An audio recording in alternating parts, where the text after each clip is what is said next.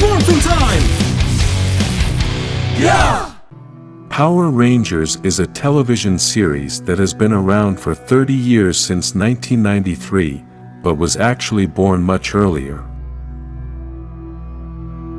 Some already know that Power Rangers was born from the Super Sentai Series, a Japanese series that began in 1975 as Sentai and then in 1979 as Super Sentai.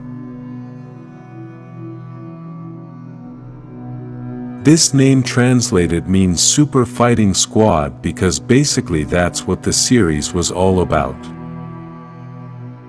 There isn't much of a difference between Power Rangers and Super Sentai, but some of the things that did change depended on the culture.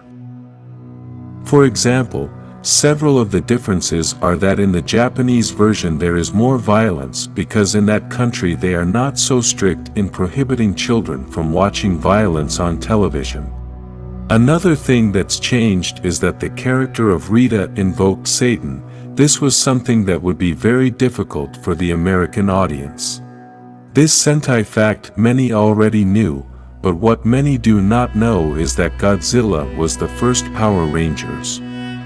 Obviously, this is not in a direct way, but rather in an indirect way. Let's start by saying that Power Rangers comes from what is known as tokusatsu, a Japanese term to refer to movies or series with a high degree of special effects in real action. Normally this is used in science fiction, horror and fantasy movies, of which there are many today, but tokusatsu involves more genres. One such genre is kaiju, a genre that involves giant monsters that save the world from other monsters. Do you know about giants that fight other giants? The giant monster that started this genre was Godzilla in 1954, which basically saved the Earth by fighting other monsters, which is why Godzilla theoretically starts out as the first Power Ranger in history. After that, in the 60s and 70s came characters like Ultraman and Kamen Rider, which were men in suits fighting monsters. These superheroes could grow into giants to fight monsters that wanted to destroy the Earth.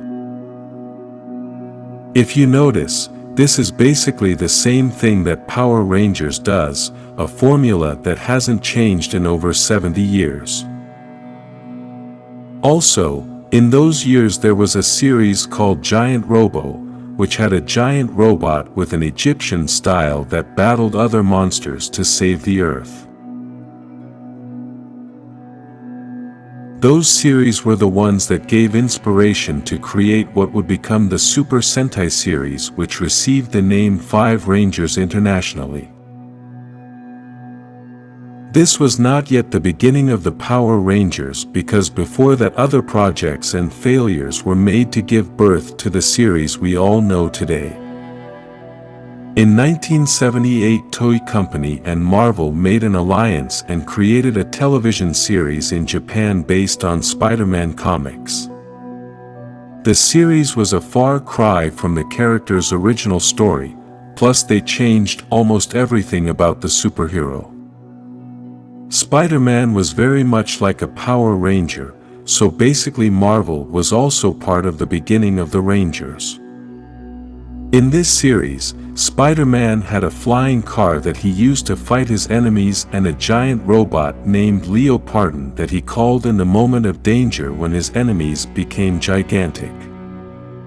In the words of Power Rangers, Spider-Man wore a spandex suit, had a fighting vehicle, and for giant monsters he called his Zord. We can say that Spider-Man was also a Power Ranger in Japan. Another Marvel character who was going to be a Power Ranger was Captain America. In the agreement that there was between Toei and Marvel, each could use the other's characters as they wanted, and Toei chose the Captain to make the first Super Sentai program. It should be remembered that this series was separate from Sentai, as the first 2 episodes were produced by another company and then joined Super Sentai. In this first chapter of Super Sentai, the plot was to have a team of 5 warriors from different countries, therefore the captain would represent the United States. There was also Russia, France, Kenya and Japan. This is where the different colors of the Power Rangers come from, depending on the flag of each country. Japan in this case was going to be the leader since it was the country of origin of the series, and since Japan's flag is red, this is why the leader of the Power Rangers has almost always been red.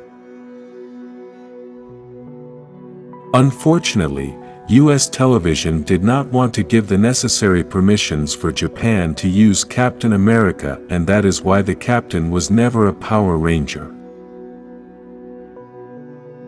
Perhaps many think that the Power Rangers were created from the beginning of Super Sentai, but the reality is that there was a first adaptation of this program for the United States called Bioman.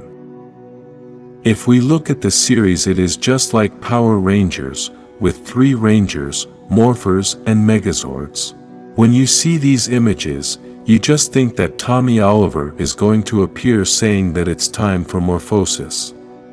This adapted series started from season number 8 of the Japanese series, and unfortunately it was not very well accepted in the big American TV companies. After 8 more seasons, in season number 16 of Super Sentai, the Power Rangers were born. The series started in 1993, adapting all the action scenes with new scenes including American actors when they didn't have the costumes. As I said at the beginning, they made several changes due to cultural issues since television in Japan is much freer than in the United States. Even when Lord Zed, a character only from the US series, was created, the families started to protest because he was a very dark character, and that is why Rita came back to the series to soften things. Because the actress who initially played Rita was a Japanese actress, they had to hire another actress in the US to do the scenes with Lord Zed. If you like the origin of the Rangers, like this video, and subscribe to this channel for more Power Rangers history.